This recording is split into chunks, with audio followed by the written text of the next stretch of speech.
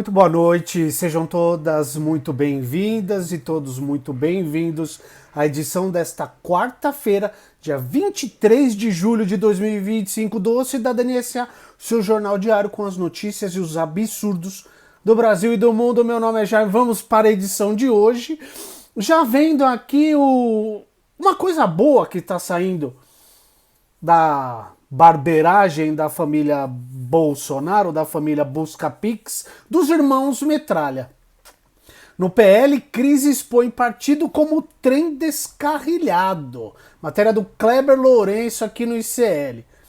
A crise no PL com a atuação de Eduardo Bolsonaro nos Estados Unidos se intensificou na terça-feira quando a senadora Margarete Busetti, do PSD de Mato Grosso, fez críticas contundentes ao deputado. A senadora concedeu entrevista nos jardins do Palácio Paiaguás, sede do governo de Mato Grosso, onde ela havia se reunido com o governador, também bolsonarista, Mauro Mendes. O que dá ainda mais peso para a declaração da Busetti. Aspas para ela. Um abuso que o Eduardo Bolsonaro está fazendo lá nos Estados Unidos. A gente sabe. Com o país e com o pai dele. A culpa do Bolsonaro estar de tornozeleira é desse moleque. Ele falou em vários vídeos dizendo que era ele que estava negociando, que ia ter tarifa. Sim! O que adianta mudar agora? Tá gravado, disse a senadora. Pega fogo, cabaré! A senadora acabou vocalizando publicamente o que pensam alguns membros do PL e que se sentiram contemplados pela fala da senadora. E ela nem é do PL, ela é do PSD, hein? A declaração expôs uma fissura que está acontecendo na cúpula do partido. Lideranças mais antigas e políticos experientes do PL descrevem a situação atual como a de um trem descarrilhado. Um dirigente do Rio de Janeiro relatou que há dificuldade em coordenar uma estratégia e que a legenda não consegue mais definir para onde vai. Para um líder regional do partido, o partido perdeu um manche e caminha sem direção, reagindo a crises e sem articulação clara no Congresso. A atuação isolada do Bananinha só agrava a imagem de um partido dividido e desorientado. Tá? Que delícia! Espero que piore muito. É só ver o vídeo de ontem, daqueles patetas lá no Congresso, contrariando a determinação do Hugo Mota, foram lá e alguns seguraram a bandeira do Trump, outros mandaram tirar. Então assim, tá uma zona. Aquilo ali era para ter sido uma homenagem ao Bolsonaro e virou aquele caso ridículo de patriotários que estão defendendo um outro país. Eu vi hoje o William De Luca falando. Ele falou um negócio fantástico, eu vou repetir aqui para vocês, porque eu acho muito necessário. A gente é tão lascado enquanto país que a nossa extrema-direita é a única extrema-direita do mundo, o único nacionalista do mundo que é nacionalista de outro país. Se você pegar os ultras, de extrema-direita da Alemanha, eles são alemães, eles defendem a Alemanha acima de tudo. Na França é assim, nos Estados Unidos nem se fala, né? Até os liberais, todo mundo lá defende os Estados Unidos. Os nossos ultras, eles são patriotários de outro país. Os caras são ultranacionalistas de outra pátria. O sujeito tá enfiando goela abaixo do Brasil uma taxa de 50% e os caras defendem ele. Eu vi hoje a mulher falando lá do Canadá. Lá no Canadá, quando teve a taxação do Trump, a ameaça, né, porque ele não taxou, todo mundo se juntou, não tinha esquerda, não tinha direita, falar, não, a gente vai defender o nosso país. Aqui, esses patriotários, e tem um monte que vem aqui no canal defender esses idiotas, eles estão defendendo o Trump, eles estão defendendo gente que está ferrando o nosso país. Numa hora dessa, não tem esquerda, não tem direita. Tem gente que vai perder o emprego. São acho que 50 mil lá na indústria de suco de laranja, mais 150 mil no de aço. Ninguém estaria aí para essas pessoas, que se dane. O importante é o ir contra o governo. O governo não tem nada a ver com isso. O responsável por essa zona é o Eduardo Bolsonaro e o papai dele, os responsáveis. Então a gente é muito zicado. A gente tem uma extreme-direita ultranacionalista de um outro país. É muito zoado. É muito zoado, tá? Ah, e tá no STF também, já foi lá, essa questão de que São Paulo, Rio de Janeiro e Santa Catarina. Ontem as informações eram de Santa Catarina e Rio de Janeiro. São Paulo também. Alô, queridos de São Paulo aí, meus conterrâneos.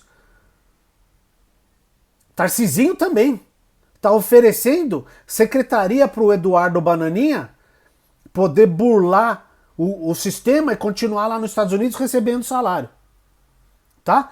Santa Catarina, Rio de Janeiro e São Paulo. E tá no STF que deve barrar essa tramóia. Tá? Para que ele perca o mandato dele. Agora, falando na taxação do Trump, vamos falar um pouco das taxas do Trump. Tem uma matéria muito importante aqui, ó, do Kleber Lourenço e da Débora Maganha. A Débora Maganha manja muito de finanças, tá? E eles fizeram um levantamento muito curioso aqui em relação ao anúncio das taxas do Trump para o Brasil. Movimento em comum, em 75 minutos, 6,6 bilhões de reais, eu vou repetir, 6,6 bilhões de reais em 75 minutos foram negociados na Bolsa antes do tarifaço. Na manhã de 9 de julho, o mercado de contratos futuros de dólar teve um movimento fora do comum. Em apenas 75 minutos, entre 11h30 e meio-dia e 45, 9 negociações somaram mais de 6,6 bilhões de reais, quase 10% do total do dia. O maior negócio ocorreu às 11h38, com o BTG Pactual intermediando quase 10 mil contratos, equivalentes a 2,7 bilhões de reais. O anúncio das tarifas foi feito pelo presidente estadunidense às 16 horas e 17 minutos. Os valores foram calculados com base no dólar a R$ 5,44, cotação do início do dia. As operações ocorreram pouco antes do anúncio do tarifaço dos Estados Unidos contra o Brasil e agora essas movimentações são investigadas pelo STF. Um contrato futuro de dólar, o que é isso? É um acordo para comprar ou vender a moeda estadunidense por um preço combinado em uma data à frente. Esse recurso é usado como proteção contra mudanças no câmbio ou para tentar lucrar com elas. Normalmente as negociações são pequenas, de 5, 10 ou 20 contratos. Por isso a sequência de ordens grandes, como as feitas pelo BGC Liquidez e Tulet Prebon, com mais de 3.900 contratos cada, chamou atenção. Segundo a Débora, 1.000 contratos já chamam atenção. Acima de 4.000 é raro. Uma sequência dessas não é comum.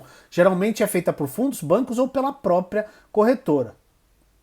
Para a Advocacia Geral da União, isso pode significar que alguém já sabia das tarifas antes do anúncio. A investigação quer descobrir quem se beneficiou com isso. Tá? Matéria tá aqui na descrição do vídeo, tá bom? Mais sobre o tarifaço. O Brasil reclama de tarifas de Trump na OMC. Tarifas arbitrárias anunciadas de forma caótica e ganhou apoio de países importantes, tá? O secretário de Assuntos Econômicos e Financeiros do Itamaraty, o embaixador Philip Go, condenou nessa quarta-feira tarifas arbitrárias em um discurso. A declaração foi apoiada pelos países da União Europeia, que são quase 27, e mais 13 nações. A manifestação ocorreu durante a reunião do Conselho Geral da OMC em Genebra, na Suíça. No discurso dessa quarta, o enviado do governo brasileiro destacou que tais medidas estão interrompendo as cadeiras de valor globais e correm o risco de lançar a economia mundial em uma espiral de preços altos e estagnação.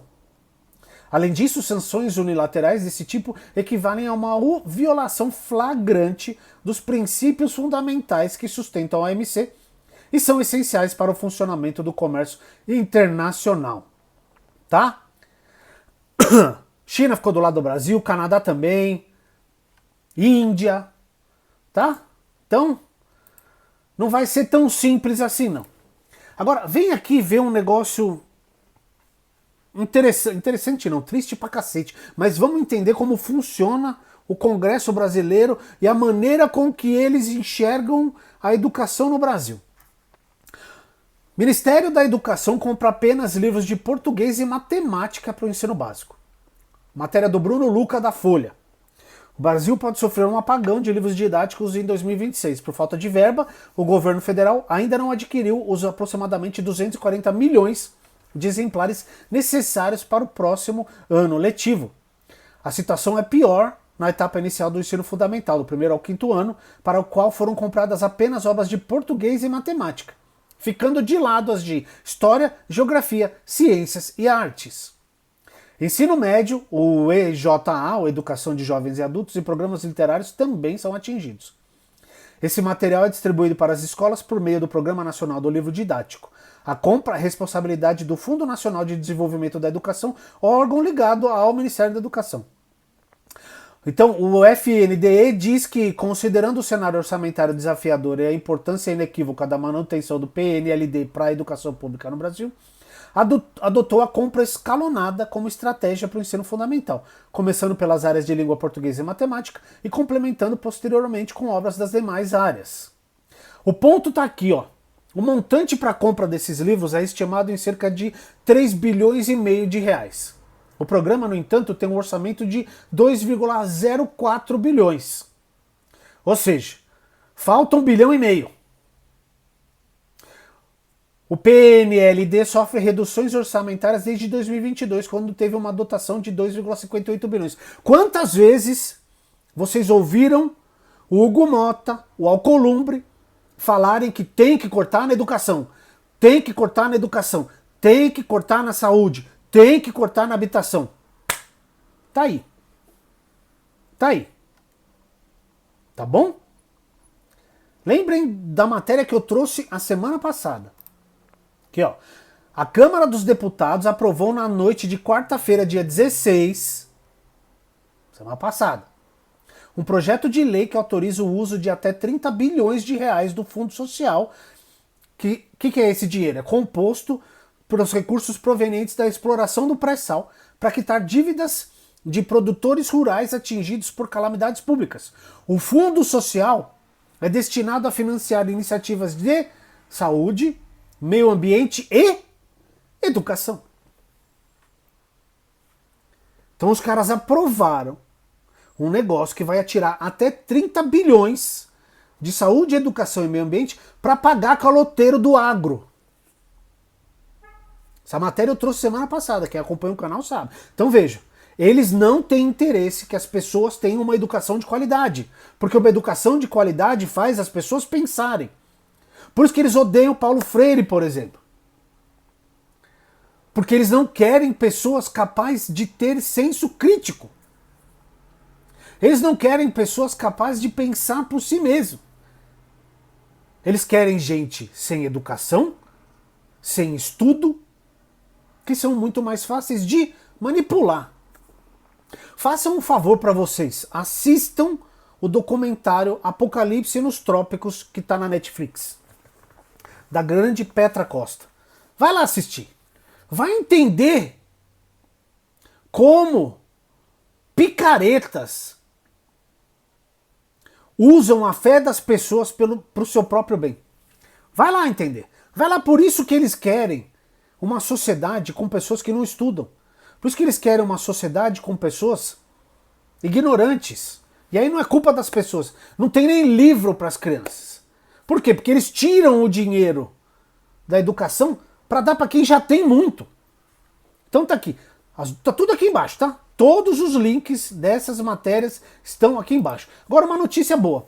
Pablo Marçal vai pedir música no Fantástico. Ele é condenado pela terceira vez pela Justiça Eleitoral e fica inelegível até 2032. Pena que é tarde, né? Porque o estrago que ele fez foi feito. O Bolo se ferrou com isso aí, tá?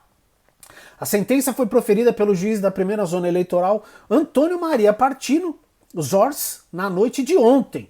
É relacionada a uma ação protocolada pelo PSB, partido da Tabata. Aliás, tenho vários problemas com a Tabata, mas ela fez um vídeo explicando a situação dos Estados Unidos com o Pix, que é fundamental vocês assistirem. Procurem as redes sociais da Tabata Amaral, não precisa seguir não, tá? Mas vá lá assistir o vídeo.